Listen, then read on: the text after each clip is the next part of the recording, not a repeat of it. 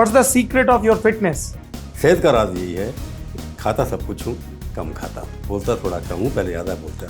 बाल ठाकरे को मिलने गया, बड़ी मुश्किल से इंटरव्यू दिया था। उनके पीछे वो टाइगर की पिक्चर, टाइगर या लियोपर्ड है जो भी है, तो मैंने मजाक में से पूछ लिया, घर में तो शेर लगा रखा है, घर से बाहर तो निकलते नहीं, आप तो घर के शेर हो, पिंजरे के। नरेंद्र मोदी आए कभी शो पे? शायद 3 बार आए या 4 बार आए। उनके ऊपर जितना मीडिया ट्रायल चला है, हिंदुस्तान के अंदर कोई भी ऐसा नेता नहीं होगा जिसके ऊपर इतना मीडिया ट्रैवल चला 10-12 साल तक। वो फोकस आदमी हैं, किसी चिंता नहीं है कि मेरे आसपास के लोग मेरे बारे में क्या सोचते हैं। जो मैं सोचता हूँ वही ठीक है। शाहरुख खान ने तो शायद एक बार कह ही दिया था कि मेरा इंटरव्यू इतनी बार कर रहे हो। मैंने कहा तुम पैसे कमाते रहते हो यार, बहुत बूढ़े हो गए तो यार। कहते तुम्हारी क्या परेशानी है? कहने मैं इतना पैसा कमाऊंगा कि आज तक खरीद लूँगा और तेरे को नौकर रखूँगा। कभी अटल बिहारी वाजपेयी को सीधी बात के लिए नहीं बुलाया? आपसे नहीं करूँगा, आप टेढ़ी बात करते हैं, सीधी बात नहीं करते। मनमोहन सिंह के बारे में आपकी क्या राय है? मनमोहन सिंह जी, क्योंकि वो थ्रेट नहीं थे गांधी परिवार के लिए। बीजेपी का आपने पुराना दौर भी देखा है और ये नया दौर भी देखा है, क्या फर्क पाते हैं? बीजेपी अब एक व्यक्ति इंपॉर्टेंट इतना हो गया कि उसकी वजह से बीजेपी खड़ी हुई। तो आज की बीजेपी जो है अपने आप को हिंदुइज्म से जोड़ने के अंदर प्राइड महसूस करती है। तो किस तरीके के गेस्ट एक्सपेक्ट करें व्यूअर्स? देखो एक बात मैं आपको बता दूं, मेरे से लोग पूछते हैं शुरू में कि आपके गेस्ट कौन होंगे। I never had a guest on my show, I have only A target. Keep your voting intentions out of your reporting and writing.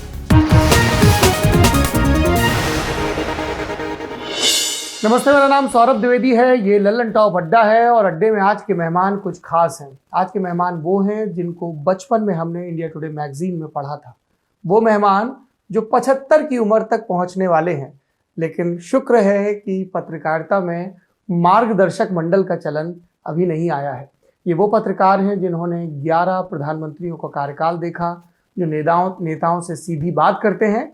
और आज सीधी बात करने वाले से हम सीधी बात करने वाले हैं। प्रभु चावला जी, बहुत बहुत स्वागत है आपका लल्लन टॉप अड्डे पर। आप सबसे पहले तो, मुझे पता है कि बहुत मीम बनते हैं जब प्रधानमंत्री से पूछा जाता है कि आप आम कैसे खाते हैं, लेकिन मैं आपसे पूछ लेता हूं क्योंकि आप राजनेता नहीं हैं। What's the secret of your fitness? Do you play? एक तो पॉजिटिविटी में क्या खेलते हैं? कुछ नहीं खेलता, मैं सिर्फ वॉक करता हूँ। और रिकॉर्ड है मेरा कि लगभग मैंने 50,000 स्टेप्स वॉक किए थे 1 जनवरी को इस बार। अरे वाह। और मेरे एवरेज जो है पिछले साल का 25,000 स्टेप्स पर डे है। वाह। तो मैं पिछले 3 साल से ये रिकॉर्ड तोड़ने में लगा हूँ कि जर्नलिज्म का रिकॉर्ड तो हो गया कि 75 साल की उम्र में भी अभी भी एक्टिव जर्नलिस्ट हूँ। वो तो रिकॉर्ड अपने आप में अलग है, बन गया, किससे बन गया। सेहत का राज यही है, खाता सब कुछ हूँ, कम खाता हूँ, बोलता थोड़ा कम हूँ, पहले ज़्यादा बोलता था। आप जब ये कह रहे थे खाते कुछ कम है, तो मुझे आडवाणी जी याद आ गए। वो भी बार बार इस चीज पर जोर देते हैं, उनकी फिटनेस भी बड़ी कमाल की है। कमाल की, भूख से 1 रोटी कम। बड़ा उनके साथ मैंने ट्रैवल किया है जी, कई जगह गए। अमेरिका में भी मैं उनके साथ, मैं जनरली अकेला ही था जब वो अमेरिका गए थे, तो मैंने उनके साथ गया। उनको खाने का शौक सिर्फ एक ही चीज़ है, चॉकलेट। चॉकलेट खूब खाते हैं और रात को दूध जरूर पीते हैं। अच्छा। रोटी चाहे एक खाएंगे, दूध का पूरा गिलास गर्म पियेंगे। पहली दफा कब मिले थे आप आडवाणी से? आडवाणी जी को आप कह सकते हैं कि मैं मिला होऊंगा उनको सन 66 या 67 में, जब वो दिल्ली मेट्रो काउंसिल के चेयरमैन थे।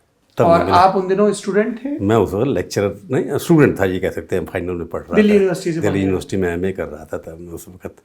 तो उनसे मुलाकात कैसे हुई? आप भी किसी स्टूडेंट ऑर्गेनाइजेशन से थोड़ा संघ से जुड़ा हुआ था उस वक्त, फिर विद्यार्थी परिषद में चला गया। तो उनसे मिलते रहते, मतलब मैंने उनको देखा था, मिला नहीं था, देखा था। ये कह सकते हैं कि मिलना कैसे सुचारू रूप से हुआ, वो बाद में हुआ जब मैं जर्नलिज्म में आ गया 78 के बाद। तो ABVP में आप एक्टिविस्ट थे? मैं 74 में, 72-73 में मैं ABVP दिल्ली का अध्यक्ष था। वाह। और लाल कृष्ण आडवाणी पहले जनसंघ के और फिर भाजपा के नेता थे। जब 86 में लाल कृष्ण आडवाणी के हाथ में कमान आती है, पोस्ट 84, तब के आडवाणी में और 67 के आडवाणी में कुछ फर्क दिखता है? क्योंकि लोग कहते हैं कि शुरू में वो बड़े शांत थे स्टेज को लेकर या वक्तव्यों को लेकर। He was always like a backroom boy.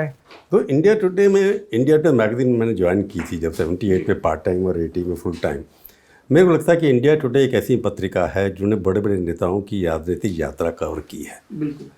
वो रथ यात्रा निकालते थे, मैंने उनकी रथ यात्रा भी कवर की थी। तो इंडिया टुडे के अंदर पहला कवर स्टोरी की थी ब्लॉसमिंग ऑफ लोटस। हमने कवर लगाया था, उसका आडवाणी जी कवर पे थे। किस तरह से व्यक्ति कहाँ से कहाँ पहुँचा है। ये 89 में की होगी? 89 के अंदर की है। उसके अंदर आडवाणी पहली बार लगा कि ये कैसे कवर पे आ गए। क्योंकि मैं खूब घूना, उनको देखा किस तरह से पार्टी को उन्होंने खड़ा किया अटल जी के साथ मिल करके। कि काफ़ी सारे तक 3-4 बार वो प्रेसिडेंट रहे, अटल जी भी रहे, तो इन दोनों की जोड़ी ने मिलकर के पार्टी को कैसा खड़ा किया और कहाँ कहाँ बने। आजकल की नेता जो हमारे प्रधानमंत्री भी हैं वो उन्हीं टीम के क्रिएट किए हुए उस वक्त के, तो उसमें बड़ी टीम बना दी थी उन्होंने। तो अडवाणी जी उसको शांत नहीं कह सकते आप, बोलते पहले भी कम थे, अब तो बिल्कुल ही कम बोलते हैं। हर एक व्यक्ति की महत्वाकांक्षाएँ होती हैं, उनकी भी थी। अगर रात सीधी बात मैंने लास्ट में जब उनसे की थी, शायद उसके बाद एक बात नहीं, तो मैं उसका वर्णन करना चाहूँगा। उसके अंदर बड़ा इंटरेस्ट है, क्योंकि मैं काफ़ी मिला जुला था, उनके बाद बहुत जाता था मैं। तो वीपी सिंह के साथ जो फैसले हो रहे थे उसके अंदर मैंने एक स्टोरी भी लिखी थी कि उस फैसले में कैसे हुआ, कैसे तार लगाई, और बाद में बताऊँगा आपको कैसे वीपी की सरकार बच जाती अगर ये सब नहीं होता। कैसे बचती? हाँ, क्योंकि हुआ क्या था कि अपने जो अडवाणी जी रथ यात्रा में बिहार में घूम रहे थे उस वक्त, लालू वहाँ के मुख्यमंत्री थे, वीपी सिंह यहाँ प्रधानमंत्री थे। तो अडवाणी जी को लगा कि ये सरकार नहीं गिनी, क्योंकि वो समर्थन करते उस सरकार का, पर इनका ये था कि अडवाणी जी को अरेस्ट किया जाएगा तो हम सरकार विड्रॉ कर लेंगे सपोर्ट, ये कंडीशन बना रखी थी। तो अडवाणी जी को अरेस्ट करने से कैसे बचाया जाए, ये उनके दिमाग में था लोगों के। तो मैं सवाल पूछने चला गया उनसे, तो वीपी सिंह से नहीं, इनसे, वीपी सिंह से पहले कि कैसे बच सकते हैं आप, उनको सरकार आपकी बचेगी नहीं गिरी। मेरे पत्रकार का सवाल है कि सवाल पूछना है तो सवाल तो पूछने ही पड़ेंगे। उन्होंने कहा उनसे बातचीत कैसे हो वीपी अडवाणी जी से, अडवाणी से जब तक डायरेक्ट कॉन्टैक्ट ना हो तो कैसे बात हो सकती। तो लालू जी ने उनको अरेस्ट कर लिया, उनको वहाँ नदी के किनारे कहीं गेस्ट हाउस में लगा दिया गया था, वहाँ कोई टेलीफोन नहीं था। तो मुख्यमंत्री यहाँ पर हमारे जो विनोद पांडे थे कैबिनेट सेक्रेटरी थे उस वक्त, वीपी सिंह प्रधानमंत्री थे, वहाँ कोई मिस्टर प्रसाद थे चीफ सेक्रेटरी, जो दोस्त थे उनके। उनको लालू जी को बात ये पता नहीं है कि मैं आज बताने जा रहा हूँ, लिखा भी है हमने कई पर। लालू जी से बात किए बिना, क्योंकि लालू जी ने तो बंद कर दिया कि मैं सेक्युलर हूँ, मैंने बंद कर दिया उठा करके। तो इस बारे में बातचीत हुई उनसे मेरी, तो इन्होंने इंस्ट्रक्शन दी, वीपी सिंह ने मेरे से पूछा अडवाणी जी बात करेंगे कि नहीं करेंगे मेरे से वहाँ पर। मैंने कहा मैं तो मेरा कॉन्टैक्ट नहीं, मैं पूछ के बता सकता हूँ आपको। तो अडवाणी के घर में गया, मैंने उनकी पत्नी से बात की, पता नहीं किस माध्यम से उन्होंने बताया। तब एक दिन के अंदर, मतलब 7.5 घंटे के अंदर 90 kilometre long telephone wire exchange से वहाँ तक लगाई गई, जिस गेस्ट हाउस में वो रखे गए थे। फिर वहाँ बात हुई, कोई उनके बीच में क्या बात है मेरे को पता नहीं है। तो ये फैसला हुआ कि सपोर्ट विड्रॉ नहीं करेंगे, लालू छोड़ दिए जाएंगे। दूसरे दिन की बात थी। तो इससे पहले कि वो जाते, मुरली मनोहर जोशी जो थे वो दिल्ली में प्रेसिडेंट थे जी, प्रदेश महासचिव, वो राष्ट्रीय महासचिव थे तब, महासचिव थे, अध्यक्ष थे। Atal ji leader of the opposition थे तब उस वक्त जी। तो अटल जी को लेटर देना था राष्ट्रपति को। अटल जी कलकत्ता से कहीं से आ रहे थे। तो अडवाणी जी की बात क्या हुई, कन्वे नहीं हो पाई जोशी जी के पास या अटल जी के पास। तो जोशी जी जो अटल जी के पास जो लेटर गया था कि विड्रॉल का, वो एयरपोर्ट पे डिलीवर कर दिया किसी ने। वो लेटर अटल जी सीधा लेकर के राष्ट्रपति चले गए, तो विड्रॉ की सरकार, वो सारा काम किसका खत्म हो गया। मतलब अगर वो कम्युनिकेशन स्टैब्लिश हो जाता तो आप ये कह रहे हैं कि अडवाणी रिहा कर दिए जाते और सरकार उस दिन नहीं गिरती, चाहे बाद में गिरेगी। इनकी कठिनाइयाँ ऐसी थी, गिरती नहीं, दूसरी बात हो जाती थी। तो ये कवर करने का इंटरेस्ट मैं लिखा था फिर उसके अंदर के इंडिया टुडे के अंदर, और मैंने उस टेलीफोन पे इंटरव्यू किया उनसे जी, अडवाणी जी से, वो छपा इंडिया टुडे के अंदर। तो ये एक तरीका होता है कि कई बार पत्रकारिता के एक्सक्लूसिव, जो आजकल कहते हैं एक्सक्लूसिव, जो जैसे अभी कोई टीवी चैनल चल रहा था, we are the first to, कि इंडिया जीत गई, we are the first to से, जबकि लाइव चल रहा है, इंडिया क्लेम कर रहा है exclusive, we are first to declare the victory. उस तरह ऐसा नहीं होता था डिक्लेयर विक्ट्री, तो ये सब चलता रहता है उस वक्त। तो अब स्कूप हुआ करते थे, उसको ये नहीं कि जो मर्जी आप बोल। क्या था आपका पहला स्कूप? मेरा पहला स्कूप तो अब मैं कितने गिनाऊँ आपको। पहला स्कूप तो आप 78 में आपने स्टार्ट किया, उसके पहले आप कॉलेज में पढ़ाते थे? कॉलेज में पढ़ाता था, मैंने 10 साढ़े 8 पढ़ा है यहाँ पर, खूब पढ़ा है। यूनियनबाजी भी की, इमरजेंसी में पुलिस पीछे भी लगी, वो सब इन्वेस्टिगेशन करने की। यूनिवर्सिटी की तो बड़ी अच्छी नौकरी मानी जाती है, फिर उससे स्विच मार के जर्नलिज्म। स्विच मार, यूनिवर्सिटी में जब 1100 तनख्वाह मिलती थी मेरे, जब मैं छोड़ के आया था। अब ये पर्सनल बातें हैं, बहन की शादी करनी थी, पैसा नहीं था, लोअर मिडिल क्लास का लोग थे जी। तो अरुणपुरी जी ने मेरे को पार्ट टाइम जॉब दे दी, तो पार्ट टाइम जॉब दोनों मिला के अच्छी तनख्वाह बन जाती थी। जब बहन की शादी होगी तो पूरी जॉब मांग ली, तो अच्छी तनख्वाह दे दी, हम आ गए, और क्या। तब कोई बर्डन नहीं था ना, हमारी वाइफ मेरी स्कूल में काम करती, टीचर थी, पढ़ाती थी उस वक्त। तो जो बात कह रहे हैं कि जर्नलिज्म में कई बार मेरी यात्रा जो है जर्नलिज्म की भी देश की यात्रा की तरह है। जो हो रहा है उसको ठीक तरह से कवर करो, लिखो। स्कूप की बात मैं कह सकता हूँ, एक स्कूप मेरा ये था कि कर्नाटका के अंदर वहाँ पर इंजीनियरिंग कॉलेज कैपिटेशन फ़ी होती थी किसी ज़माने में, कैसे कॉलेज कैपिटेशन फ़ी रहे हैं, सीट बढ़ा रहे हैं। और उसके बाद गुंडू राव उन दिनों सीएम हुआ करते थे? नहीं, उस वक्त थे मेरे ख्याल अपने देवराज अरस थे शायद। अच्छा, आप 78 में? गुंडू राव तो 78 की बाद में नहीं, गुंडू राव नहीं थे, एक बीच में और थे, मेरे को याद आ जाएगा, शायद गुंडू राव थे। You are right, Gundu Rao थे। उनके कोई पॉलिसी चेंज हो गई, हर एक चीफ मिनिस्टर पैसे बनाता था, सीटें बनाने का मतलब यही था। और दूसरा स्कूप मेरा ये था, आप कह सकते हैं लोन टू द डेड। छोटी स्टोरी थी, पंजाब नेशनल बैंक और ये लोग जो हैं कि कैसे आदमी जो मर गया उसको लोन देते हैं। ये यूपी के अंदर जो है रानी खेत वगैरह, यूपी अब तो उसके अंदर आता है, हिमाचल के यूपी नहीं, मैं कह रहा हूँ ये बॉर्डर के ऊपर कौन सा जगह है, यूपी का बॉर्डर एकदम नेपाल, उत्तराखंड नहीं, बॉर्डर यूपी का जो लगता है बॉर्डर बहुत दूर है एकदम, मेरे को शहर याद आ जाएगा अभी थोड़ी देर में। सहारनपुर लगता है अभी तो सबसे ऊपर जो नेपाल की बात कर रहा हूँ। अच्छा, नेपाल, ये आपका गोरखपुर, कुशीनगर, पडरौना, बहराइच, ये वाली बेल्ट? हाँ, उस बेल्ट के अंदर एक गांव के अंदर मैं गया था कवर, किसी ने बता दिया कि लोन कैसे मिलते हैं लोगों को, तो मैंने वहाँ पर 200 लोगों के घरों में गया जा करके। उस वक्त ऐसी इन्वेस्टिगेशन जाते थे हम वहाँ पर काम करने के लिए। तो लोग परेशान थे, कोई बेटा जैसा था, बाप उसका मर गया, उसके पंजाब नेशनल बैंक या बाकी बैंक वाले उसके पीछे लगे, पैसे दोगे, तुम्हारे बाप ने पैसे ले लिए। तो मैंने इन्वेस्टिगेशन की, रिसीट निकाली उसके बाद, और पता लगा कि जो मर गया है बेचारा, लोन तो उसके बाद बटा है। तो ऐसे लोगों को मैंने जाकर काफ़ी स्टोरीज करके जा करके दी। और उसके बाद जब वीपी सिंह फाइनेंस, 85 की बात कर रहा हूँ मैं, वीपी सिंह फाइनेंस मिनिस्टर थे, उन्होंने बैंक के जनरल मैनेजर को सस्पेंड किया, नौकरी से निकाल दिया और सबके पैसे माफ़ किए कि तुम उनसे नहीं ले सकते। इंटरेस्टिंग। एक चीज़ इंटरेस्टिंग, फिर गुजरात में जब मैं पार्ट टाइम रिपोर्टर था तब गया था वहाँ पर, LIC के जो लोग हैं कैसे कैसे पॉलिसीज लोगों को देते नहीं हैं। तो माधव सिंह सोलंकी का राज हुआ करता था? नहीं, LIC की स्टोरी थी कि कैसे लोगों के LIC के पैसे मिलते नहीं है लोगों को, विधवाएं पड़ी हैं जिनके पैसे नहीं मिलते, 20-25 लोगों को ढूंढा, उनको फिर जब मैंने स्टोरी की सबके पैसे वहाँ चले गए। ये स्टोरी हमने उस तरह की थी। अच्छा। और तीसरी स्टोरी में बनाना चाहता हूँ जो बड़ी इंटरेस्टिंग है मेरी लाइफ के अंदर। MGR तब चीफ मिनिस्टर थे वहाँ के, तमिलनाडु के, तो वहाँ शराब के ठेके बड़े बिकते थे और हर किस्म की फाइलें चलती थी। तो मैं स्टोरी कर रहा था, उसमें खुराना था वहाँ गवर्नर थे उस वक्त, तो मैंने एक स्टोरी चलाई कि किस तरह से बन रही है, और खुराना साहब की और MGR में बन नहीं रही है, और इनकी कैबिनेट की फाइल भेजी नहीं जाती। इनको गवर्नर के बाद रूल होता है कि जब कैबिनेट होती है उससे पहले उनको फाइल भेजी जाती। तो मैंने स्टोरी लिख दी पूरी की पूरी, 4-5 पेज की इन्वेस्टिगेटिव। मेरे इन्वेस्टिगेशन जब शुरू हुई इंडिया टुडे में, तो मेरी स्टोरी ज़्यादातर इन्वेस्टिगेशन होती थी। जब स्टोरी छपी तो मेरे खिलाफ उन्होंने वारंट निकाल दिए, तमिलनाडु पुलिस। तमिलनाडु, मैं वहाँ चेन्नई जाता था, तमिल एडिशन बाद में शुरू हुआ। तो मैं वैसे कहाँ से भागा, खुराना साहब ने मेरे को कहा बेटा पकड़े जाओगे तुम अब। तो मैं गाड़ी से भाग के बेंगलुरु गया उस वक्त जा करके। ये उसी दौर में आपका प्रधानमंत्रियों से भी साबका पढ़ना शुरू हो गया होगा। क्या खासियत थी इंदिरा गांधी की? इंदिरा गांधी को मैं मिला नहीं, सीधी नहीं मिले, कवर किया उनके बारे में, लिखा हमने। इंदिरा गांधी कभी नहीं मिले। क्राइसिस ऑफ लीडरशिप पढ़ी, कवर स्टोरी की उनसे हमने कि 84 में चले। मैं तो 80 में India today full time join किया था, 4 ही साल हुए थे। अगला लास्ट ईयर तो उनका बड़ा झगड़े में बितरा, तो बड़ी एग्रेसिव थी उस वक्त। तो उनके आसपास के लोगों को मिलता था मैं। राजीव गांधी जी को मिला जब वो कॉमनवेल्थ के इंचार्ज थे। मेरे को क्या था इंप्रेशन आपका उनके बारे में इनिशियल? इंदिरा जी के बारे में? राजीव गांधी अच्छे लगे मेरे को अपना गाड़ी में बैठा के लेके गए। एशियाड के इंचार्ज थे। तो हम लोगों ने कई स्टोरी की इंडिया टुडे में की थी। तो मेरे को उस वक्त कौन थे, अरुण सिंह थे उनके साथ उस वक्त। जी। अरुण सिंह और बूटा सिंह उस वक्त उनके कमेटी में थे। उनका यार प्रभु तुम इंडिया टुडे के लिखे जा रहे हो, तुम्हारे इंडिया टुडे देखो तो सही क्या हो रहा है। तो मैं राजीव के साथ सारे जितने भी एशियाड विलेज थे ये अपना वहाँ गया, खाना खाया उनके साथ। तो लगा कि वो आदमी थोड़ा मिलनसार है, मतलब उसमें कोई हिकड़ी जिसको कहते हैं ना, एरोगेंस नहीं थी। बैठ के साथ खाना भी खाएंगे, ये भी करेंगे, सब कुछ करेंगे।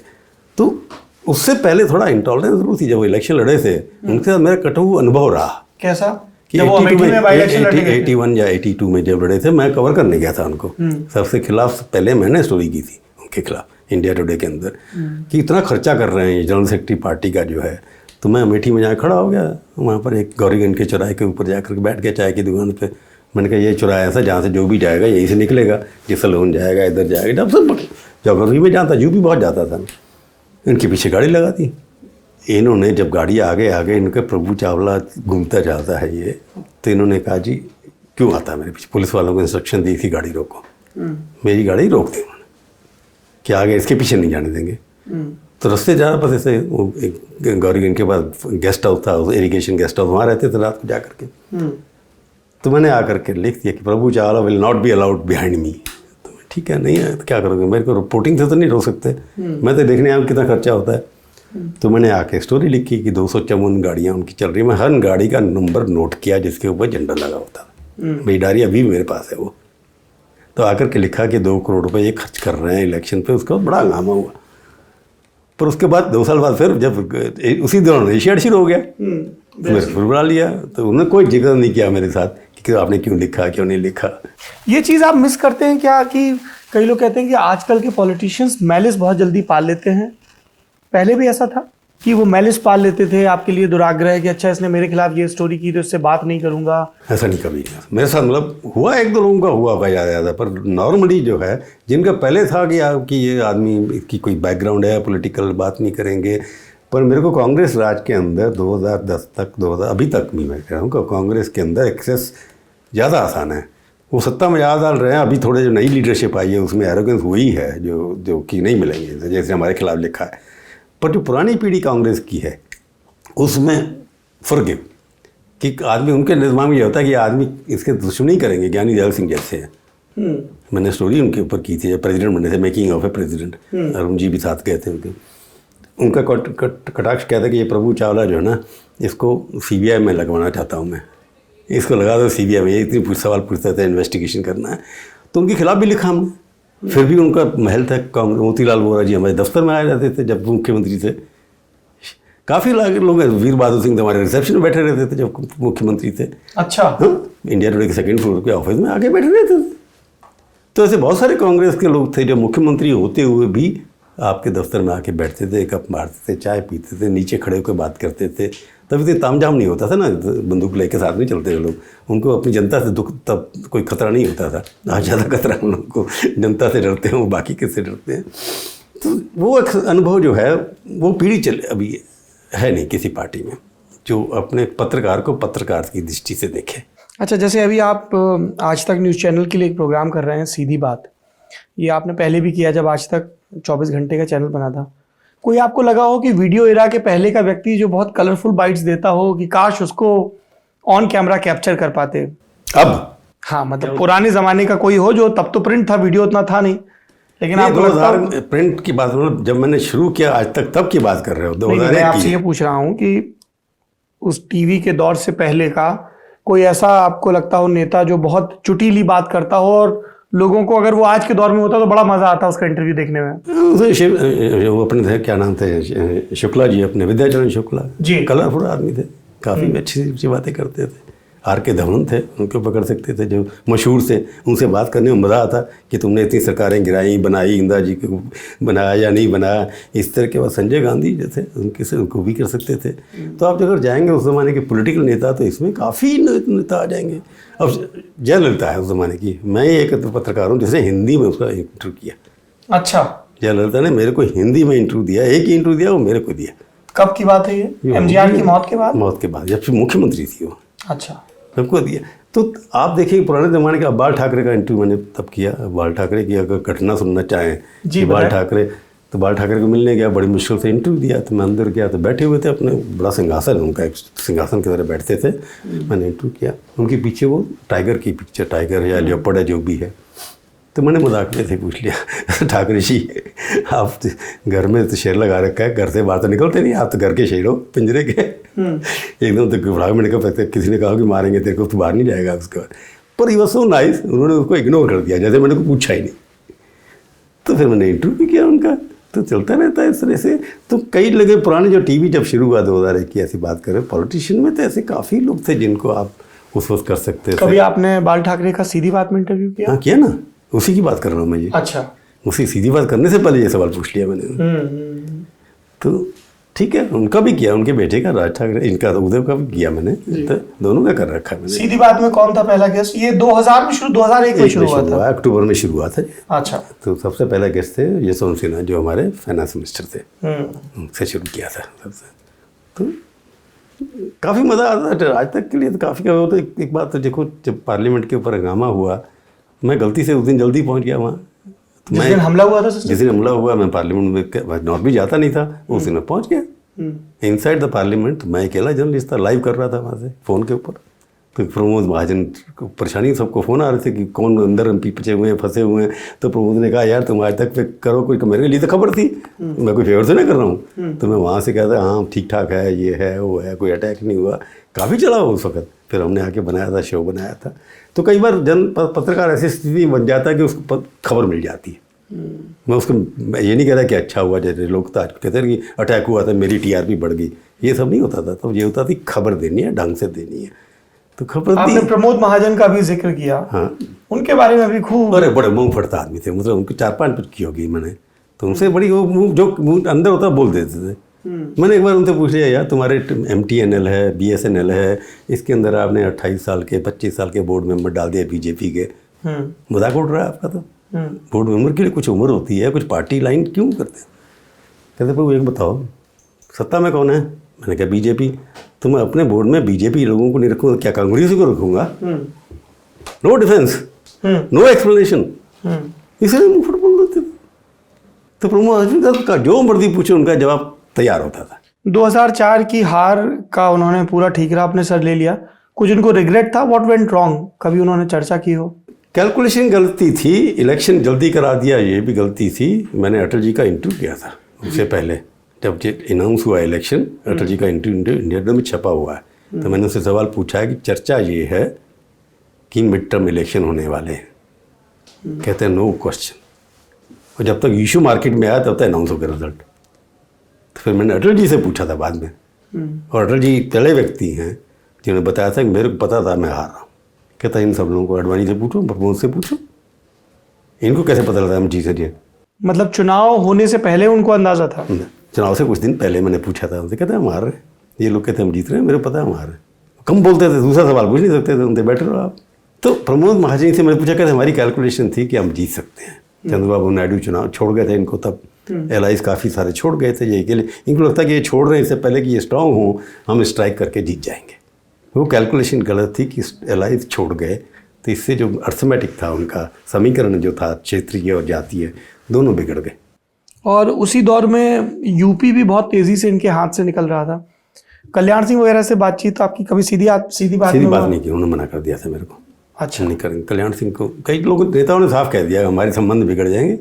जैसे मुरली मनोहर जी से एक सीधी बात मैंने एक बार की, उसके बाद नहीं दी दोबारा उन्होंने। तब वो HRD मिनिस्टर थे। HRD minister. मैंने सवाल पूछ लिया, संघ का एजेंडा चलाते हो आप, ये करते हो, जो सवाल यूजुअल पूछने चाहिए थे।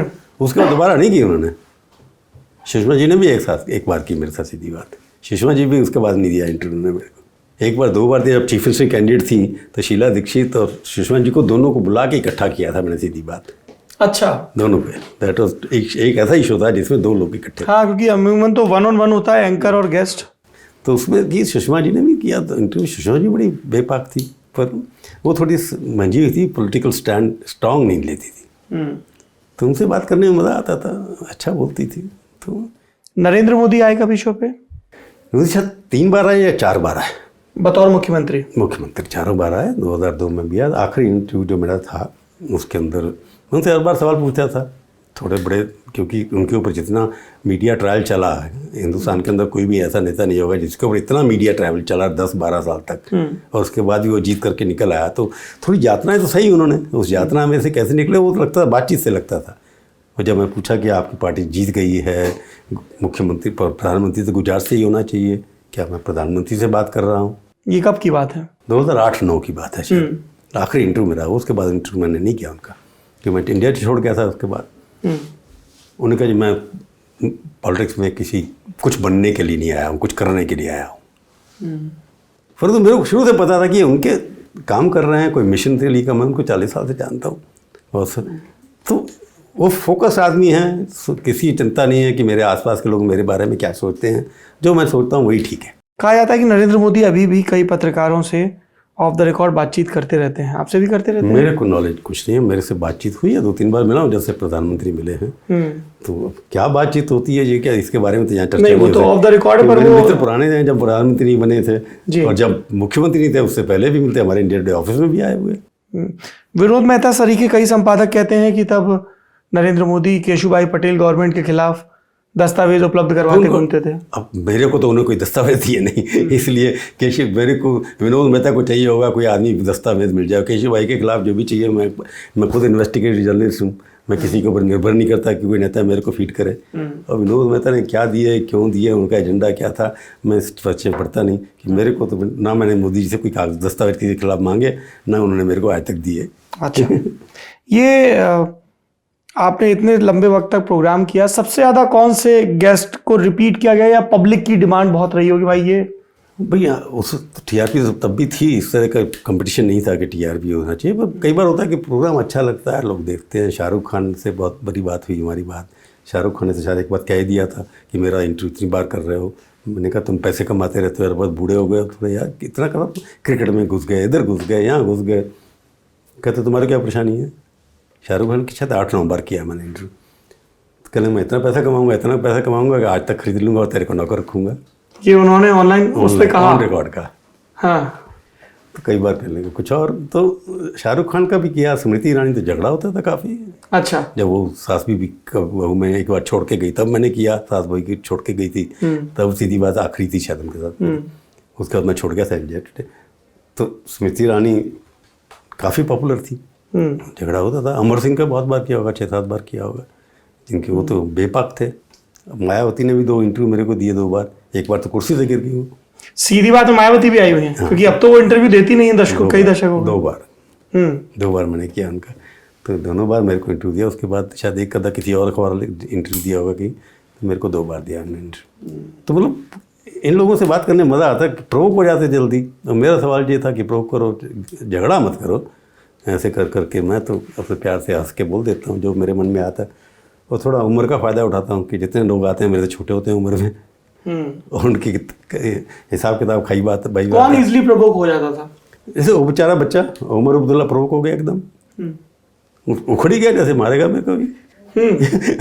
ऐसा क्या पूछ दिया आपने? फिर सवाल जो मैंने कहा जी, मैं सवाल था, बिल्डअप किया मैंने उनके साथ। मैंने कहा एक बात सुनो, मैं संपादक हूँ इंडिया टुडे का, और मेरे संपादक जब से मैं बना हूँ, ये एजम्पशन कर लो आप कि मेरी सर्कुलेशन टूट गई, मेरे सारे छोड़ गए नेता, मेरे यहाँ सर्कुलेशन एडवर्टाइजिंग कम हो गया, ऐसे 4-5 चीज़ें गिना दी। तो आप मेरे को फेल एडिटर कहोगे या सक्सेसफुल कहोगे? कहते एकदम फेल। ठीक है, मैं तुम्हारे यहाँ मुख्यमंत्री हैं, पता है जी आपके, लॉ एंड ऑर्डर आपके यहाँ ख़राब, टेररिस्ट एक्टिविटी आपके बढ़ गई, ये सब आपके यहाँ लोग छोड़ के जाना नहीं चाहते, सब कश्मीरी पंडित चले गए, तो आपके पिताजी भी तो फेल हो गए ना। कौन है ये? कोई क्या बात है? आप ये कंपैरिजन है कोई एडिटर का और चीफ मिनिस्टर का? आप चला के देखिए स्टेट। मैंने कहा उमर साहब आप फिर कह रहे हैं, चला के देखिए, आपने अपना संविधान ही नहीं पढ़ा, मैं आपका बन नहीं सकता, मैं तो बाहर नॉन कश्मीरी हूँ ना, चीफ मिनिस्टर आपका कैसे बन जाऊँगा? गुस्सा कर गए एकदम, लाल कर देखेंगे आप उस इंटरव्यू को। तो उसके बाद तो ज़्यादा नहीं चला इंटरव्यू, चले गए। उसके बाद 3 साल तक इंटरव्यू दिया मेरे को। अच्छा, इस तरह के वाक़े होते रहे जब लोग इंटरव्यू बीच में छोड़ के चले गए? छोड़ के तो नहीं गए वो, मतलब मेरे को थोड़ा लंबा करता था, मैं थोड़ा मैंने कहा ये अब जवाब नहीं देने के, उन्होंने छोड़ दिया। छोड़ के तो कोई नहीं गया आज तक। एक बार अमर सिंह छठ उठ गए थे, मैंने दोबारा बुला के लाया के दोबारा रिकॉर्ड किया था उनका। क्यों उठ गए थे अमर सिंह? वो छोड़िए, वो तो रिकॉर्ड है, हमने वीडियो में है कहीं ना कहीं, पर पब्लिक नहीं होनी चाहिए बात। मैंने पूछ लिया, जो मैं तो मेरे तो मित्र थे, पर मेरे को नहीं पता था कि इसके ऊपर भी इतना गुस्सा खा जाएंगे, तो खा गए एकदम, फेंका भाग गए। तो अमर सिंह जी वैसे अच्छी खबरें बनाती यार, अच्छी भाषा बोलते थे, अच्छी बाइट देते थे। बाइट जर्नलिज्म में तो यही होता है ना। अमर सिंह के तो बहुत इंटरव्यू किया, काफ़ी पता है। वो गाने भी सुनाते थे, कभी कहते हैं अंबानी, कभी अमिताभ बच्चन, किसी एक्टर के बारे में, किसी उद्योगपति के बारे में उनके पास कुछ ना कुछ एनेक्डोट होती थी, किसकी उन्होंने मदद की, किसकी ऐसी की, तो बड़ा खबरें सुनाते थे। कोई आपको लगा हो कि बड़ा मुश्किल इंटरव्यू रहा हो सीधी बात में, कि वो खुल ही नहीं रहा, प्रोवोक ही नहीं हो रहा, ऐसे भी अनुभव रहे? जैसे हम लोग इंटरव्यू करते हैं पॉलिटिशियंस के, फिल्म स्टार्स के या कुछ के, तो कई बार लगता है कि इज़ अ वेरी टफ, कुछ बोल ही नहीं रहे हैं, बहुत ही फ्लैट, नपातुला। जैसे सचिन तेंदुलकर है, मैंने उसका इंटरव्यू किया है, 2 बार किया। वो स्पोर्ट्स के बारे में बोलता है, पर पर्सनल बातें करो तो थोड़ा रिस्ट्रिक्ट हो जाते थे। अडवाणी जी हैं, नपातुला बोलते हैं, पर उनसे भी मैंने सवाल पूछ लिया जब मेरे नहीं बन रहा था प्रूव करने की तरीका। अडवाणी जी 80 साल के तब होंगे, जब 80 साल के नहीं, कोई 86 थे, 85-86 थे, 85 नहीं 75 के थे लगभग। डिप्टी चीफ मिनिस्टर बन गए, डिप्टी पीएम बन गए, डिप्टी पीएम बन गए। तो उनका जब लेटर आया तो मैंने उनकी पत्नी के साथ बैठ करके पहला शो किया खाने की टेबल पे उस शाम को। उसके बाद कुछ बाद मैंने शायद उससे पहले सीधी बात की थी, उसके बाद किया तो कुछ बोल नहीं थे, अपनी अपनी डिब्बा तिब्बा बोलते थे। तो मैंने पूछा अडवाणी जी, लास्ट क्वेश्चन है ये मेरा, अडवाणी जी एक बात सुनो, आपने पार्टी की स्थापना की, आपने बड़े बड़े नेता खड़े कर दिए, आपने अटल जी को प्रधानमंत्री का कैंडिडेट डिक्लेयर कर दिया जबकि पार्टी ने फैसला नहीं किया था बॉम्बे के अंदर, तो क्या आप हमेशा बाराती रहोगे या कभी दूल्हा भी बनोगे? क्या बोले? छोड़ो इसको, हाँ, गुस्सा अगर वीडियो निकालेंगे देखेंगे गुस्सा था। तो उसके बाद मैंने आखिरी उसके बाद सवाल मैंने पूछा नहीं उन्होंने कोई जवाब दिया नहीं, मेरे को याद नहीं, मैंने ये सवाल पूछा, उसने कहा ये क्या बचपन है, ये तो बचपन की बात कर रहे हो या कुछ ऐसा बोला जी, क्वेश्चन ठीक नहीं है, कुछ कटाक्ष किया मेरे ऊपर, पर उसके बाद संबंध बिगड़ा नहीं मेरे उनसे। तो कई बार होता है कि आप निकलवाना बड़ी सवाल मुश्किल हो जाता है। शाहरुख खान को प्रोवोक करना बड़ा आसान था, आमिर खान को प्रोवोक करना बड़ा आसान था, उस तरफ अपने अमिताभ बच्चन जी के 3-4 इंटरव्यू किए मैंने, उनको प्रोवोक करना बड़ा मुश्किल था। तो सवाल मैंने उनसे पूछे पर जवाब उन्होंने ऐसा दिया जो मेरे को लगा ये तो व्यक्ति थोड़ा दूर की सोचता है। चलते चलते मैंने पूछ लिया कि आप तो राजीव गांधी के बहुत नज़दीक थे, आपने चुनाव लड़ा है, फिर छोड़ दिया, राजनीति भगवाना को रहा है, आपने सब कुछ किया, मेरे को राजनीति अच्छी लगी नहीं, मैं एक्टिंग में ठीक हूँ। मैंने कहा आपके कांग्रेस पार्टी के साथ संबंध की बिगड़ गए हैं ऐसा लोग कहते हैं, कहते इस पर चर्चा नहीं करें तो अच्छी बात है। मैंने कहा फिर भी लोगों को आपसे किसी ने सवाल पूछा नहीं है ये कि लोग जो भी इंटरव्यू आपका करते हैं वो नॉर्मली फिल्म क्रिटिक होते हैं, वही करते हैं। मैं आपकी उम्र का हूँ, थोड़ा 2 साल छोटा हूँ, तो एक हिस्ट्री के लिए रिकॉर्ड स्टेट करने के लिए कि क्या कारण है झगड़े का, कोई बोफोर की बात करता है, कोई और करता है, कहते मैं कोई एक्सप्लेनेशन नहीं दूंगा, मैं ये कहूँगा आप उनसे पूछिए, सोनिया जी से पूछिए, उनके परिवार से पूछिए उनको मेरे से क्या परेशानी है, जो वो कहेंगे मैं मान दूंगा। That became headline in many news papers.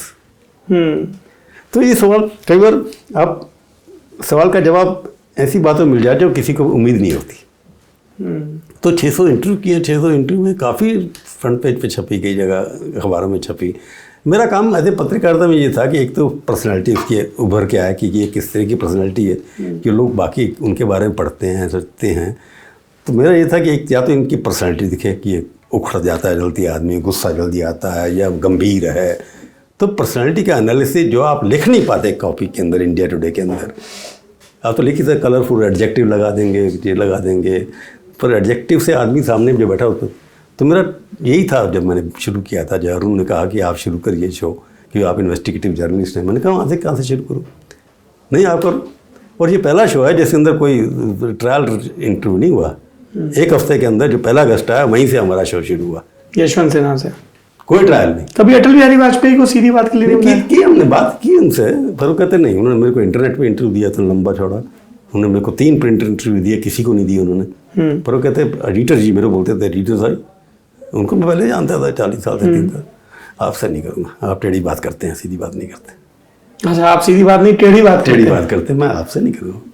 तो मैं मना कर दिया। फिर उस व्यक्ति से बेस्ट बहुत मिलता था मैं उनको। जब प्रधानमंत्री मनमोहन सिंह के बारे में आपकी क्या राय है? आपके टीचर भी रहे हैं, उनको टीचर मैं मिला उनको, जब पहली बार मैंने उनको खाना खिलाया, बुलाया, 2-3 बार मिला मैं उनसे। बाद में वो नाराज़ हो गए इंडिया टुडे की कवरेज से, नहीं मिले मेरे को, आखिरी 3-4 साल नहीं मिले। वो किसी के उनको तो बोलना, टीवी वैसे टीवी पर्सन भी नहीं है वो तो ज़्यादातर लिख के ही पढ़ते थे और जो बोलते थे सॉफ्ट आवाज़ है। How was he as a professor?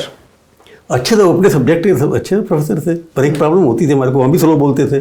Delhi school economics में जब हम जाते थे तो सब वहाँ क्लास 110 स्टूडेंट होते थे, हम हर कॉलेज से पढ़ते थे। तो हम लोगों को आगे सीढ़ियों के नीचे बैठना पड़ता था कि इनको सुनने के लिए। धीमे धीमे बोलते थे, बड़े धीमे बोलते थे। उस समय माइक नहीं होते थे क्लास के अंदर, तो काफ़ी बड़े सीधे साधे आदमी होते। ऐसे कभी सरप्राइज लगता है कि मतलब कि मैं मेरी क्लास में कोई प्रोफेसर पढ़ा रहा और एक दिन वो प्रधानमंत्री बन जाए, तो ये तो बड़ा ऐसा लगता है जैसे परी कथा जैसा, स्क्रिप्ट जैसा। हाँ, मतलब उनकी उम्मीद नहीं थी। जब अब कई चीज़ मैं नहीं बता सकता, आपको किताब में लिखना है। वो फाइनेंस मिनिस्टर कैसे बने, मैं उसका विटनेस हूँ। कैसे बने? नरसिम्हा राव जब प्रधानमंत्री थे, सबसे पहला इंटरव्यू मैंने किया था उनके, नॉट इंडिया डे के लिए, मैं इंडियन एक्सप्रेस का एडिटर था। इंडिया डे छोड़ के मैं इंडियन एक्सप्रेस चला गया था। तो पहला इंटरव्यू नरसिम्हा राव ने एक दिया 5 जून को या 6 जून को, बनने के बाद 29 मई में इलेक्शन हुआ था, तो मेरा था।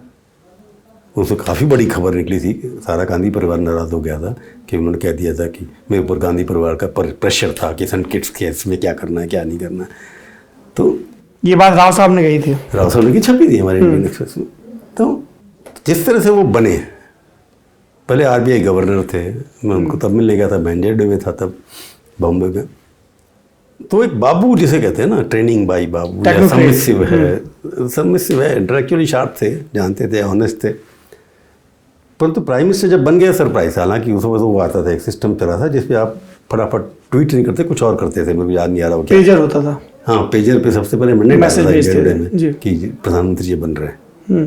तो इनका प्रधानमंत्री बनना इतने सिंपल है, मेरे घर में भी आए हुए हैं भाई। 2004 में तो मोबाइल आ गया होगा, पेजर 2003 में ये सब लोग, पूरी कैबिनेट जो थी मेरे घर में थी, सोनिया गांधी से लेकर के मनमोहन सिंह, जितने कैबिनेट मंत्री थे सारे मेरे घर में खाने पे मैंने बुलाए थे। अच्छा।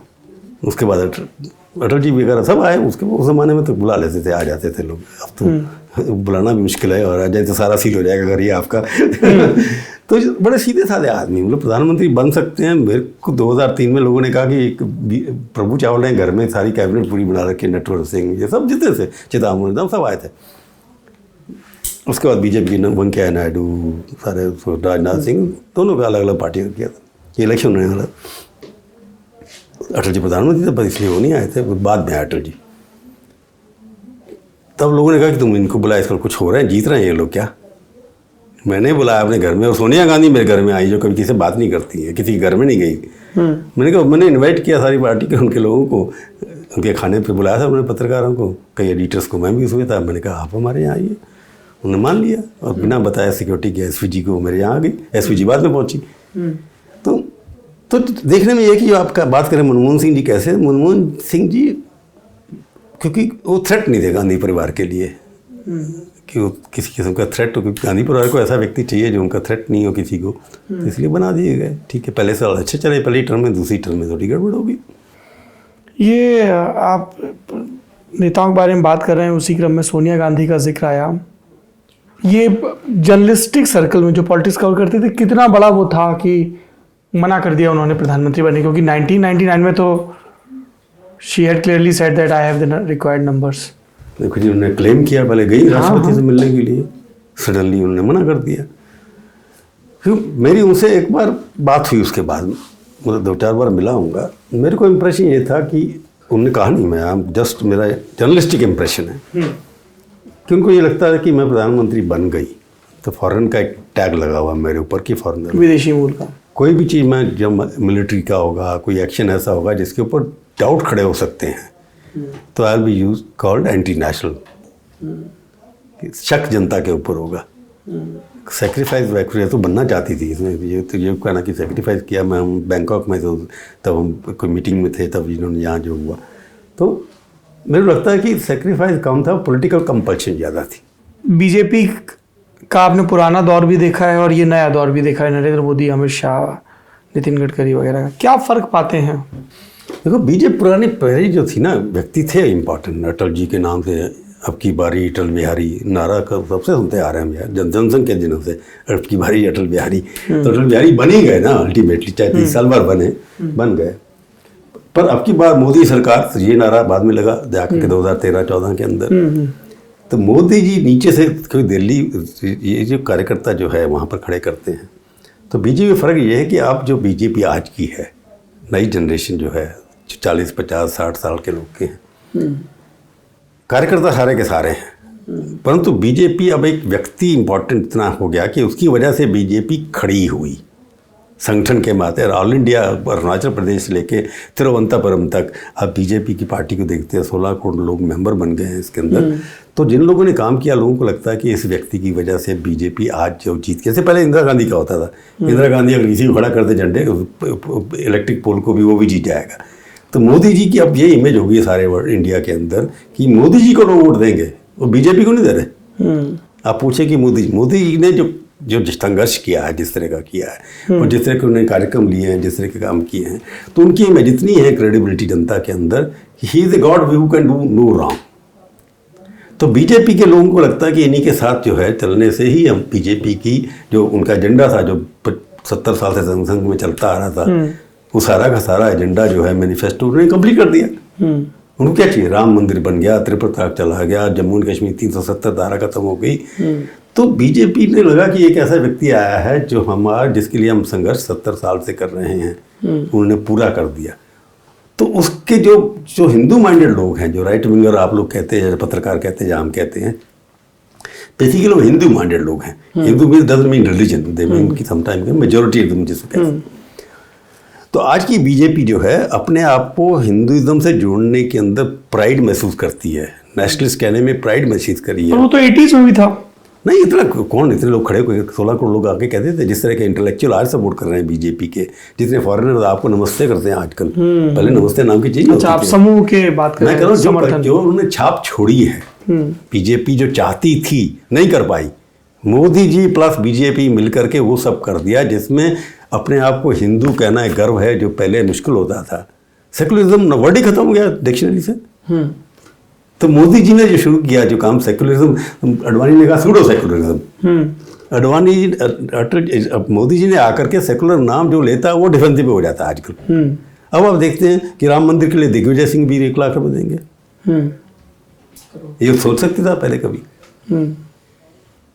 राम मंदिर बनेगा, इसका विरोध कोई नहीं करेगा। पहले 2006 जब गिरी थी, 1992 से लेकर के 2014, 15, 16 तक राम मंदिर, बाबरी मस्जिद का जब आता डेट आती थी, तब लोग हंगामा करते थे पार्लियामेंट के अंदर, सब बंद हो गया। 370 के अंदर देश भर में प्रदर्शन क्यों नहीं हुए? तो मोदी जी, बीजेपी जो है अपने आप में, अपने मैनिफेस्टो में गर्व महसूस करती है, डिफेंसिव में नहीं है। मोदी जी की बीजेपी में ये परिवर्तन आया। आइडियोलॉजिकल जो है कमिटमेंट, वो प्रधानमंत्री की और पार्टी की एक है। अटल जी थोड़े लिबरल थे, आप जो पूछ रहे हैं कि अटल जी लिबरल थे, इसकी वजह से उनको दिक्कत भी होती थी संघ के साथ, क्योंकि के सुदर्शन के साथ उनकी तो मेजोरिटी नहीं थी उनके पास, उसकी वजह से कई चीज़ें वो करें। हालांकि वो भी स्वयं से पक्के, पर उनका था कि हम मेजोरिटी में नहीं हैं, थोड़ा लिबरल थे इमेज के, तो इसलिए सबको साथ ले जाने की उनकी प्रकृति थी। पर जो आपने कहा ना, बीजेपी लीडरशिप फ्रंट पे आके कार्यकर्ता की तरह ना, अटल जी तो बड़े नेता थे, ये तो सड़क पे आकर लीड करते हैं आपको, फ्रंट से लीड करते हैं। अभी देखिए, हम प्रधानमंत्रियों का जिक्र कर रहे हैं, चंद्रशेखर के बारे में वो भी बताते हैं बड़े तेज तर्रार और मुफट थे। बहुत तर्रार था। झुग्गी में बहन को घर में झुग्गी थी ना, एक बनी थी, जा रहे थे वो बोनसी में ना यहाँ पर, ये क्या नाम है, साउथ एवेन्यू के पास। अच्छा, यहाँ पे भी उन्होंने जो बाहर बना रखी थी, वहाँ बैठ के पता नहीं क्या क्या कांड किए उन्होंने। सरकार गिराई, कैसे बनी, वीपी सिंह कैसे बने, आपको किस्सा याद ही होगा कि फैसला ये हुआ था कि पार्लियामेंट्री पार्टी के अंदर चंद्रशेखर जी को इलेक्ट किया जाएगा। फिर बाद में अंदरूनी ये फैसला हुआ कि देवीलाल प्रधानमंत्री बनेंगे। देवीलाल पलट गए। अब कुछ ऐसी है जिसके बारे में अपनी किताब में लिखूंगा कि हरियाणा भवन में मीटिंग हुई। किताब लिख रहे हैं आप? हाँ, मतलब कोशिश कर रहा हूँ कई साल से, पर लिख नहीं पा रहा। तो क्या थीम रहेगी उसकी? पॉलिटिकल हिस्ट्री, जो इवेंट्स आपने देखे? My encounter with the untruth, यानी कि जो मैंने नहीं लिखा वो लिख रहा। देखिए, सरकारों का जिक्र हो रहा है। एक चंद्रशेखर की बात बता दूं जी। चंद्रशेखर जी के बारे में, फिर चंद्रशेखर जी को तो बना नहीं चाहते, देवीलाल जी का जी मैं बन जाता हूँ। तो फैसला हो गया हरियाणा भवन में। फैसला ये हो कि देवीलाल जी ने कहा अंदरूनी कि वीपी सिंह को तब सपोर्ट करूंगा जब आप चौटाला को बना दो मुख्यमंत्री। तो वहाँ देवीलाल जी ने इस्तीफा दिया, जो मुख्यमंत्री से हरियाणा भवन में चौटाला बन गए। वहाँ से गाड़ी में अरुण नेहरू और देवीलाल सेंट्रल हॉल में गए। वहाँ पर मधु नरोटे इलेक्शन ऑफिसर थे, तो नाम प्रपोज किया गया देवीलाल का मुख्यमंत्री बनने के, प्रधानमंत्री बनने के लिए। अनाउंस हो गया देवीलाल लीडर अनाउंस। देवीलाल ने एक्सेप्ट कर लिया, तालियां बज गई। फिर देवीलाल जी खड़े हो गए, कहती मेरी बात सुनो भाई, मैं तो विड्रा करता हूँ, मैं वीपी सिंह का नाम प्रपोज कर रहा हूँ। उसमें ताली बज की, वीपी सिंह बनकर चंद्रशेखर जी बार बार चल दिए। तब से उन्होंने फैसला कर लिया था इसको गिराना जरूर है। वो गिर गई 6 महीने बाद, साल भर बाद। ऐसी एक सरकार जैन कमीशन रिपोर्ट बताते इंडिया टुडे में छपी थी। अरे साहब, जैन कमीशन की रिपोर्ट के ऊपर तो सीबीआई की फाइल अभी भी खुली है मेरे खिलाफ, केस बंद नहीं हुआ अभी तक। अच्छा, क्या केस है वो? इंद्रजीत गुप्ता होम मिनिस्टर थे तब, जी, उन्होंने पार्लियामेंट, यूनाइटेड फ्रंट की सरकार जो थी, तो उन्होंने पार्लियामेंट में स्टेटमेंट दिया था कि हमने सीबीआई केस रजिस्टर किया, ऑफिशियल सीक्रेट एक्ट में रिपोर्ट कैसे लीक हो गई। जैन साहब को मिलने गया, मेरे को रिपोर्ट के कुछ पन्ने मिल गए थे इधर उधर से। और सवाल यह कि जर्नलिज्म हमारा ये होता है कि जब तक आपके पास पक्का एविडेंस नहीं हो तो आप स्टोरी मत लगाइए। बिल्कुल, टाइम लगे। रिपोर्ट आ गई मेरे पास, थोड़े थोड़े पन्नों में बट के आई, किसी से आई, कैसे आई। मैंने कहा ये सच्ची है कि नहीं है, देखना पड़ेगा। तो जैन साहब के पास चला गया मैं, लोधी स्टेट में रहते थे। मैंने कहा आपकी रिपोर्ट कहाँ है? कहते हमने दे दी, फोटो छपी थी उनके अखबार में। मैं दे दी तो मैंने कहा कहाँ है रिपोर्ट? कहते अलमारी में रखी है। मैंने रखी है, दिखा तो दो। क्यों दिखाऊं? मैं देखने में, हम पढ़ तो नहीं रहा हूँ मैं। उन रिपोर्ट की निकाली जितने, मैंने कहा फ़ोटो खिंचवा लो इसके साथ आपकी। उनके हाथ में रिपोर्ट और मैं साथ में खड़ा हूँ, तो एविडेंस हो गया कि मैंने रिपोर्ट देखी है या दिखाई गई है। वो फ़ोटो छपी हुई है, लेटर फ्रॉम द एडिटर में, अरुणपुर जी के लेटर में वो फ़ोटो छपी हुई है। उससे पहले मैं गुजराल साहब के पास गया कि मैंने रिपोर्ट पढ़ी है, देखी है। पंजाबी में बोलते थे मेरे साथ। उनके बेटे इंदर गुजराल भी थे उस मीटिंग में, ये अपने नरेश गुजराल। मैं 7 रोज़ कोर्ट से मिलने गया। मैंने कहा ये आ रहा है आपका एक्शन क्या है? DMK वाले विड्रॉ करेंगे, कांग्रेस वाले विड्रॉ कर लेंगे, रिपोर्ट ये है। कहते क्या तुम तुम्हारी बीजेपी के हो, तुम्हारा क्या कर लोगे? नहीं होगी, छाप दे तू, देखी जाएगी। क्योंकि जैन कमीशन की रिपोर्ट में ये था कि DMK के लोग को प्रेशर देने में करुणानिधि की DMK का हाथ था। उस हमने छाप दिया, एक्सप्लोसिव रेवलेशन कवर स्टोरी हमने छापी। तो 1 नवंबर को इशू आया था शायद, तो 15 नवंबर को इस्तीफा हुआ था उनका। तो इस्तीफा हो गया। मैं मिला उसके बाद, इतना नाराज़ हुआ परिवार वो सारा। मेरे बेटे की शादी हुई, सारे पॉलिटिशियंस आए, गुजराल परिवार से कोई नहीं आया। इंटरेस्टिंग। पर वो भी बहुत एक्सीडेंटल ही थे, मतलब उस टाइम तो वो जो, अब वो भी एक किस्सा कैसे बने वो। कैसे? चंद्रबाबू नायडू ने VP सिंह के कैंडिडेट थे वो, कि सुरजीत सिंह के कैंडिडेट थे मुलायम सिंह यादव। फैसला हो गया था कि मुलायम सिंह यादव बनेंगे। GK मूवमेंट बनना चाहते तो वो नहीं बने, तमिल मनीला कांग्रेस वाले। हाँ, तो रात को 2:30 बजे तक 2 बजे तक फैसला हुआ कि बनना चाहिए। 11 बजे रात के फैसला हुआ कि मुलायम सिंह। तो चले गए सब लोग। VP सिंह उस वक्त बीमार थे, उनके वो होता था डायलिसिस, अपोलो हॉस्पिटल में चले गए थे। तो उनका मेरे को फ़ोन आया रात को, प्रभु क्या? मैंने क्या कहा? कहते चंद्रबाबू नायडू तुम्हारे दोस्त हैं। मैंने कहा दोस्त तो नहीं है, जानता हूँ, मिलता रहता हूँ। उनसे पूछो क्यों बनाया? मैंने कहा ये कन्वे कर सकता, मैं मेरे कौन होता हूँ बनाने, मेरे कहने से प्राइम मिनिस्टर तो न बनता है देश का यार। तो उन्होंने कहता नहीं, उनको बोलो गुजराल को बनाए। मैंने कहा मैं मैसेज आपका कन्वे कर दूंगा, मेरा कोई काम नहीं है बाकी इसके अंदर।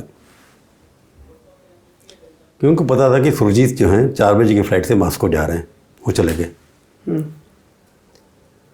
तो इन्होंने, मैंने उनको बोला, उसने बात सुनने की। लालू गए थे उस दिन, बिजू पटनायक की डेथ हुई थी, सारे लोग वहाँ गए हुए थे। ये लोग वापस आए होंगे। लालू शायद नहीं चाहते थे मुलायम बने, ऐसा लगता है मेरे को अब हाइंडसाइड में। बाकी चीज़ें जो हैं मैं किताब के अंदर तो नहीं लिख सकता, बता सकता। 3 लोगों को रात की मीटिंग हुई, तो लालू तो मुलायम के खिलाफ थे ही। 3 लोगों ने इंदर गुजराल को तो रात के 3 बजे बना दिया। जब तक सुरजीत वहाँ पहुँचते इन्होंने अनाउंस कर दिया उसको। कभी आपको ऐसा लगा हो कि यार ये एक हस्ती सीधी बात में आती तो बहुत बढ़िया रहता, लेकिन वो राजी नहीं हुए, आप कन्विंस नहीं कर पाए? अटल जी एक हैं जिनमें मैं चाहता था सीधी बात में आती, एक पर्सनैलिटी उनकी लोगों ने बोलते हुए स्टेज पे सुना है ना, इंटरव्यू देते हुए नहीं, प्रेस कॉन्फ्रेंस भी कम करते थे। और दूसरा मैं चाहता था सोनिया गांधी आती। अच्छा, और ये दोनों ही नेता उन्होंने प्रॉमिस किया स्टेज से, इंडिया डे की कॉन्क्लेव में आई थी, मेरे साथ बैठी थी। मैं प्रॉमिस करती हूँ प्रभु चावला को सीधी बात ज़रूर करूँगी। उसके बाद अप्लाई नो रिप्लाई। एक आखिरी सवाल ये है कि अब आप जब ये दोबारा प्रोग्राम कर रहे हैं तो किस तरीके के गेस्ट एक्सपेक्ट करें व्यूअर्स? देखो एक बात मैं आपको बता दूँ, मेरे से लोग पूछते हैं शुरू में कि आपके गेस्ट कौन होंगे। मैंने कहा मैं पत्रकार हूँ, गेस्ट के साथ तो प्यार से बात करनी पड़ती है, खाना पिलाना। I never had a guest on my show, I have only A target. Okay. तो मेरी फिलॉसफी बड़ी क्लियर है। गेस्ट बाहर है, मेरे साथ दोस्त है, मेरे घर में खाना खाएगा, जब मेरे सामने कुर्सी पर बैठा तो मेरा टारगेट है इसकी पर्सनैलिटी को मेरे को बताना है क्या है, इससे खबर निकलवानी है। क्योंकि मेरे को लोग देख इसलिए नहीं है कि मैं प्रभु चावला देखते इसलिए कि आज तक है, क्रेडिबल चैनल है। क्रेडिबल चैनल है तो इसके ऊपर क्रेडिबल बात होनी चाहिए, सीरियस बात होनी चाहिए। तो अपनी इंस्टीट्यूशन की प्रेस्टीज को संभाल में रखने के बाद तो मेरे से जो खबर निकालने की कोशिश होती है कि मेरा वही तेवर रहेंगे, ना किसी से डरो। कभी इन तेवरों के चक्कर में ऐसा हुआ कि कोई गेस्ट कोई आया, टारगेट आपके शब्दों में कहें, और भड़क नहीं, गया काफी और फिर लोगों बाद ने में बात बंद बहुत कर दी? अटैक किया मेरे ऊपर, पर्सनल अटैक किया लोगों ने। पर मेरा काम, जब मैं उनसे पूछा, उनका हक बनता है मेरे ऊपर अटैक करें। ये है कि मैं उसके ऊपर लड़ जाऊं, भिड़ जाऊं और अपनी बात कहना शुरू कर दूं, तो मैं जर्नलिज्म खत्म हो गया ना मेरा। जब मैं इस कुर्सी पर बैठा हुआ था जर्नलिस्ट, तो मैं न्यूट्रल हूँ। Keep your voting intention out of your reporting and writing. Interesting. On that note, ये ललन टॉप अड्डे की बातचीत आपको कैसी लगी कमेंट बॉक्स में जरूर बताइएगा। प्रभु चावला, आप नेता नगरी में भी इनको देख चुके हैं और भविष्य में भी ये बतौर राजनीतिक विश्लेषक आते रहेंगे। Thank you so much and I am really looking forward for your book. Thank you sir, thank you.